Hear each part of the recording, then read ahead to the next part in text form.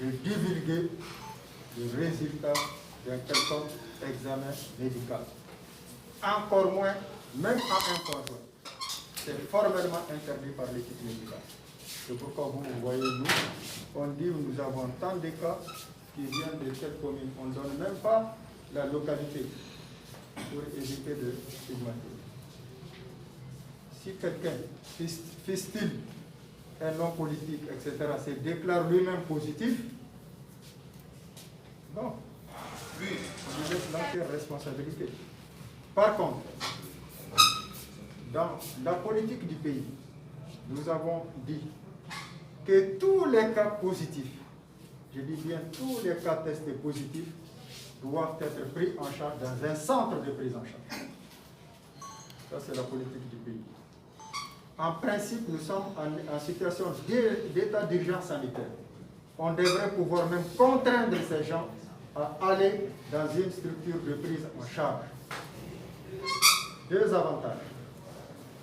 Parce que si il y a de plusieurs formes modérées, on peut avoir le Covid-19 sans pouvoir présenter des signes cliniques même, sans avoir de fièvre ni aucun autre symptôme. Et bien, si ça évolue bien, tant mieux. Mais si vous avez des problèmes, des difficultés respiratoires, vous voyez ce que ça pose comme préoccupation. C'est extrêmement difficile de demander aux professionnels de santé de se rendre à votre domicile pour vous prodiguer des soins. Parce que là, l'appareillage est assez complexe, assez compliqué, on ne peut pas. Donc c'est vraiment sous la responsabilité de ces personnes. Sinon, en principe, je dis bien en principe, tous ceux qui sont testés positifs doivent être pris en charge dans des structures appropriées pour ce faire. Je dis le deuxième avantage, sur le plan santé publique. On ne maîtrise pas les contacts de ce sujet avec son environnement, etc.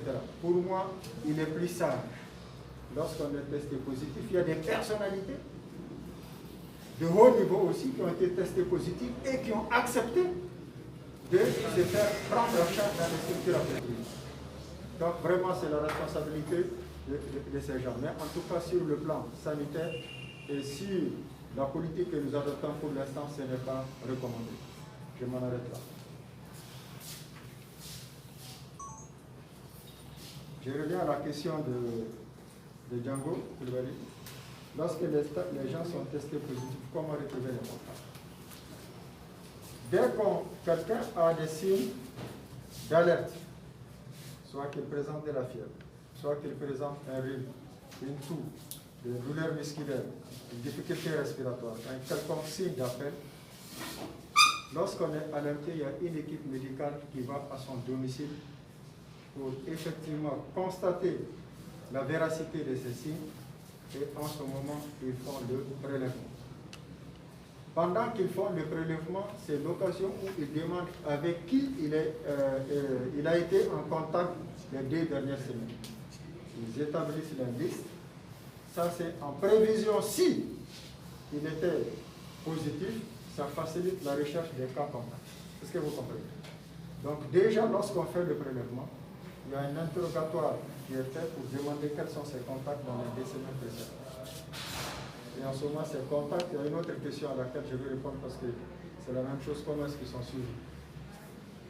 Eh bien, ces personnes contacts, nous avons effectivement leur numéro de téléphone, les domiciles habituellement, et l'équipe médicale procède à l'appel régulier de ces personnes pour demander est-ce qu'il y a une évolution sur le plan clinique. Et si tel est le cas, ils se rendent sur le lieu. Initialement, les gens 2 fois même par jour appellent et quelquefois ils vont jusqu'à se rendre au domicile pour voir si le sujet est véritablement auto-isolé, parce que c'est une recommandation forte. Lorsque vous êtes en contact d'un positif, on vous demande, vous n'êtes pas encore positif, on ne sait pas encore quel est votre statut, mais on vous demande, on vous recommande de rester isolé, respecter les mesures barrières, gardez les bavettes sur vous, vous lavez régulièrement les mains et essayez d'éviter le contact rapproché avec les membres de votre famille, etc. Donc les équipes peuvent aller souvent constater sur le lieu, effectivement, si cela est. Ça, c'est un élément important. L'état nutritionnel des patients, c'est une question qui revient. Je dis en principe tous ceux qui sont hospitalisés, donc qui sont Covid+, qui sont positifs, sont pris en charge au plan médical, au plan alimentaire, gratuitement. Les médicaments sont gratuits, les analyses sont gratuites, y compris les analyses complémentaires pour les comorbidités qu'ils auraient pu présenter. Quelqu'un qui a un problème, par exemple cardiaque, toutes les analyses que cela nécessite, elles sont faites, elles sont gratuites. Donc tous les bilans, qu'ils soient cliniques, biologiques, radiologiques, pour ces patients, c'est gratuit. L'alimentation aussi est gratuite.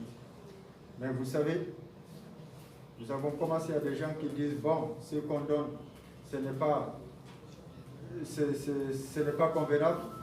Et finalement, les gens ont commencé à apporter les repas. Sinon, j'ai dit, ils sont pris en charge et on demande à chaque patient, parce que quand même, c'est des médecins. On sait, sur le plan alimentaire, les hypertendus, qu'est-ce qu'ils ne doivent pas manger, les cardiaques, ainsi de suite. On demande au moins chaque jour aux différents patients qu'est-ce qu'il faut. Mais malgré tout, certains préfèrent que le repas vienne de la maison. Vous voyez le travail supplémentaire qu'on demande aux professionnels de santé. Parce que ces plats, les gens ne peuvent pas rentrer avec. Parce qu'il faut une combinaison spéciale pour éviter de s'infecter. C'est déposé avec un numéro, il faut qu'on prenne ces repas, amenés aux différents patients en fonction des numéros.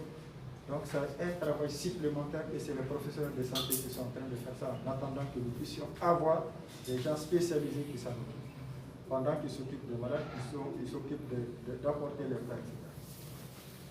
Et là, souvent, ça peut poser quelques désagréments parce que souvent, les plats peuvent venir un peu en retard. Imaginez dans une salle, si vous avez 20 ou 15 personnes ou 50 personnes qui sont hospitalisées, tous ces plats, c'est un problème. L'idéal voudrait que les gens vraiment renoncent à venir avec les plats parce qu'ils sont pris en charge et le menu peut être amélioré en fonction de la demande des patients. Voilà ce que je pourrais dire par rapport à cette question. Je sais que c'est une question brûlante. Je sais qu'il est difficile de satisfaire tout le monde, mais c'est au fur et à mesure que nous essayons d'améliorer, n'est-ce pas, les conditions de ces patients. Quel est le rôle de la médecine traditionnelle dans la prise en charge et le traitement? Je pense que le représentant l'a déjà dit. Dans tous les cas, pour l'instant, je dis que c'est une nouvelle maladie que nous découvrons nous-mêmes. Pas parce que les gens sont nouveaux, mais le fait qu'il est muté, etc., avec toutes ces complications, c'est une préoccupation. Les traitements qui sont internationalement admis aujourd'hui, au plan international, c'est ceux qui sont pratiqués au Mali. Je ne veux pas vous le dire, encore moins la posologie, parce que ce n'est pas convenable. Donc, que la médecine traditionnelle ait des produits ou pas, il faudrait que ces produits, comme le représentant véridique, soient avérés. Donc, l'efficacité soit avérée, il y a tout un processus. Donc, nous sommes tous pratiquement maliens, et la plupart de nous utilisons la médecine traditionnelle, le plus souvent même en premier recours, mais c'est pour des choses qui sont connues et dont l'efficacité est avérée. Mais quelque chose de nouveau, dire d'emblée que, voilà, il faudrait qu'on ait la preuve scientifique avant de pouvoir intégrer, sinon nous ne pouvons pas nous évertir les yeux fermés. Maintenant, quel est le dispositif au niveau des régions pour la prévention et la prise en charge? Les mêmes dispositifs qui existent à Bamako existent dans toutes les régions. Les suivis, quand vous avez un cas, il y a le suivi des contacts, il y a des équipes médicales, il y a des prises en charge qui sont faites dans ces zones. C'est des cas compliqués qui demandent une véritable assistance respiratoire souvent. Et jusqu'à présent, je pense qu'il n'y a pas eu un cas de malade qui a été transféré d'une région à Bamako. Donc, la prise en charge dans ces zones aussi, nous avons des médecins spécialisés.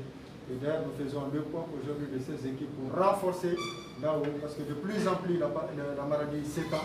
Donc, on est en train de voir quelle est la disponibilité des ressources humaines compétentes pour essayer de les relocaliser dans certaines régions du pays pour que nous puissions apporter le meilleur traitement à nos populations.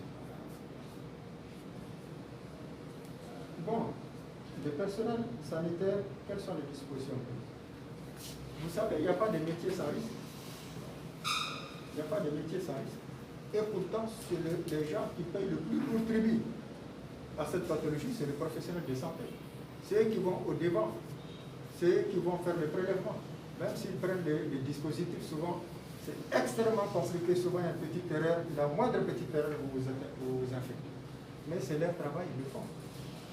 Les militaires, mais ils ont choisi d'aller combattre s'ils meurent. C'est le risque du métier. Les médecins aussi, c'est pareil. Même si on va payer un lourd tribut sur notre travail, sur notre sacerdoce, nous allons continuer à le faire avec autant d'engagement et d'efficacité que cela fait ici. Les produits malgaches, je crois que le représentant va revenir là-dessus. Il en a déjà parlé, mais je reviendrai là-dessus. Les personnalités qui se sont déclarées positives, qu'est-ce qu'il faut certainement? J'ai dit, dans l'éthique médicale, nous ne donnons les statuts de personne. Nous ne divulguons les statuts de personne sur la voie publique. C'est formellement interdit. Si quelqu'un dit qu'il est positif, ça l'engage. Si quelqu'un vient dire à la télé qu'il est séropositif au VIH, ça l'engage. S'il vient de dire qu'il est positif au Covid-19, ça l'engage. Mais vous n'entendrez pas des professionnels de santé dire que X, Y ou Z est positif. Ça, nous sommes tenus par les serments d'Hippocrate, nous le respectons et nous le respecterons. Donc ça n'engage que les auteurs. Si c'est de la publicité qu'ils font, ça les engage. Est-ce qu'il faut isoler les contacts? Mais c'est de l'utopie. Nous sommes au début de la crise. Vous-même, on a plus près de 2000 contacts. Comment est-ce qu'on va les isoler? D'abord, les Maliens n'arrivent même pas à respecter les mesures barrières qui sont simples pourtant. Vous allez isoler. Est-ce que ça va être qui? Qu'est-ce qu'on va mettre devant chaque chambre, chaque maison, pour voir si les types restent? Ça, c'est extrêmement compliqué. Ce que nous avons pour l'instant, avec les équipes que nous avons, c'est les appels téléphoniques et chaque fois qu'il y a des petits problèmes, l'équipe se rend sur le lieu pour voir quelle est la situation. Donc, il n'est pas humainement possible à l'étape où nous sommes, et de plus en plus on risque d'avoir, parce que chaque cas, c'est près d'une trentaine de contacts, sinon plus, notre famille africaine, vous savez bien. Comme le représentant, s'il y a un positif parmi vous, tous, autant que nous sommes des sujets contacts. On doit nous surveiller, nous suivre jusqu'à ce qu'on dépasse la période d'incubation de 14 jours pour voir si on va être positif ou pas. Donc, suivre tous ces gens, ce n'est pas possible. C'est par les moyens qu'on est en train de développer des outils numériques, qu'on est en train de voir avec la géolocalisation, avec la chaleur thermique, pour voir même s'ils se déplacent. On est en train comment on appelle, on va très prochainement, dans les 2 ou 3 jours, il y a un dispositif qu'on nous a proposé, on va les tester, voir si ça marche, ça va nous permettre de suivre les contacts, pour voir si le contact, est-ce qu'il est réellement à la maison, est-ce qu'il est réellement en train de se déplacer au marché ou pas. Et là, en ce moment, on peut intervenir. Mais pour l'instant, aller les suivre un à un, c'est extrêmement difficile.